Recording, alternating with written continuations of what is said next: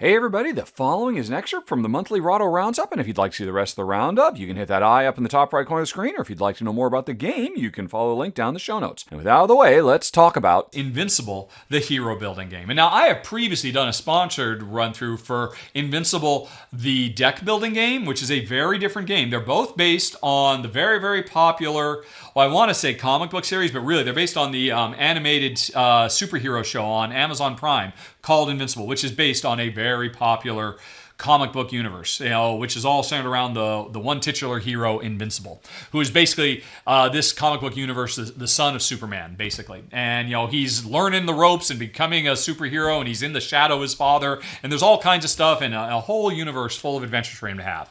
And I don't want to spoil anything else. Folks, if you've not seen the first episode of Invincible, try to go in without anybody spoiling anything for you. That's all I'll say. If you are going to play this game, watch the first episode before you play this game, because this game has big spoilers for the show. Anyway, though, hopefully by now everybody's seen the big twist of Invincible. But regardless, what is this game like? It is a cooperative game, and here's the best way I could describe it. This is like cooperative Orleans as a superhero game, and that's cool. That is a super cool combo. I love Orleans. This is a bag builder. You're not putting little chips into the bag. You're putting cubes instead.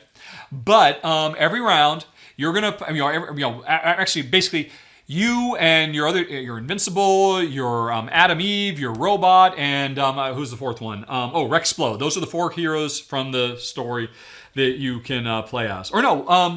And also a Duplicate. Duplicate is in there as well. Maybe there were 5 or maybe 6 heroes. I don't remember.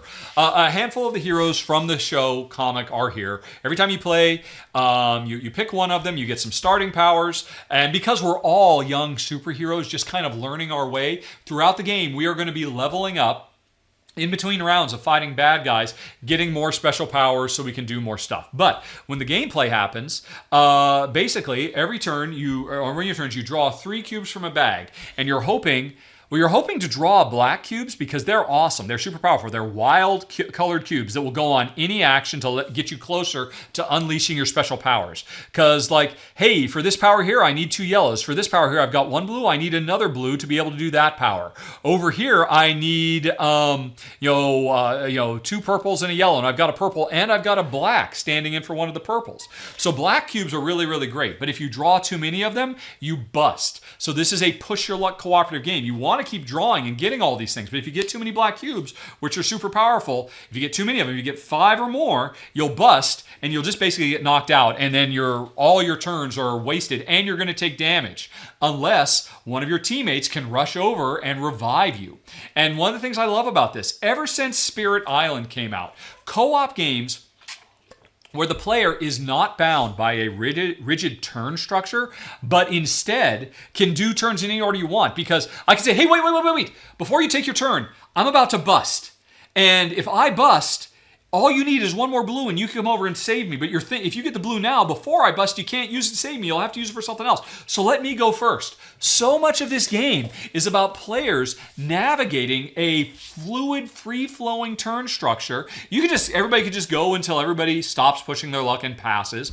But the important thing is you want to collude with other players. Like, hey, if you've got the power, you're invincible, you could actually move villains around. If you could move that over to me because I can't move, then I think I'll start charging up this power now because I'll think I'll be able to do it. But if I can't get to that villain, there's no reason for me to charge up this power. I should focus on something else.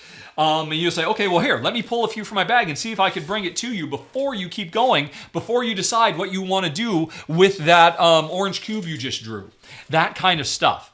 And this is the same kind of decision-making, collaborative planning, coming up with a plan and then executing that we did in Spirit Island. But it's done in a really approachable, fast-playing way that kind of feels like building up your bag and pulling chips out of the bag in Orleans. And then getting the right chips, or cubes in this case, and applying them to the right actions that you want to do.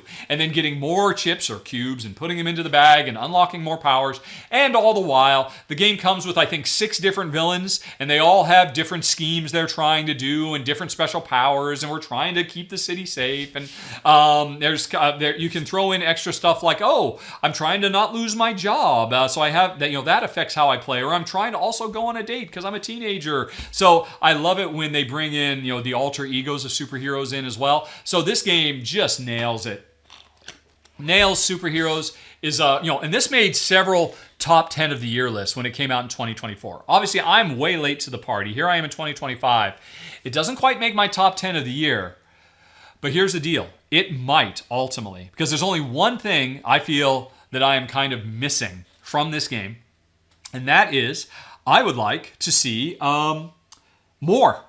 6 heroes, or maybe it was 5 heroes and 6 villains, or 6 and 6. There is so much more out there. I want more. This is, like Dominion is great, right? But eventually, if you don't get an expansion for Dominion, you're going to feel like, oh, there's diminishing returns.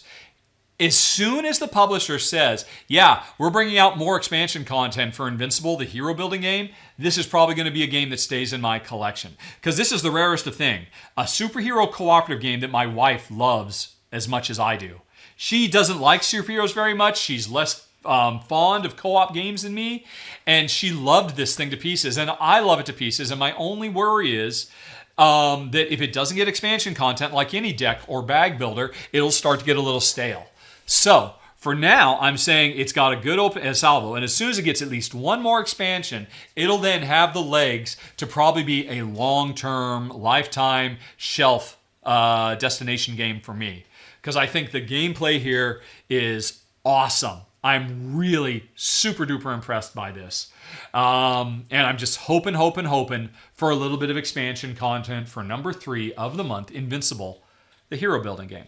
If anybody knows if there's expansion content, please let me know down in the comments. And thanks for watching, folks. If you enjoyed it, please like and subscribe. It makes a huge difference, believe me. But with that out of the way, if you'd like to see some more, over on the left, you can find a playlist of a whole bunch more Rahdo Rapid reviews. Up in the top right, there's the latest thing that's been added to the channel. And in the bottom right, you've got something YouTube recommends. Okay, folks, thanks for watching.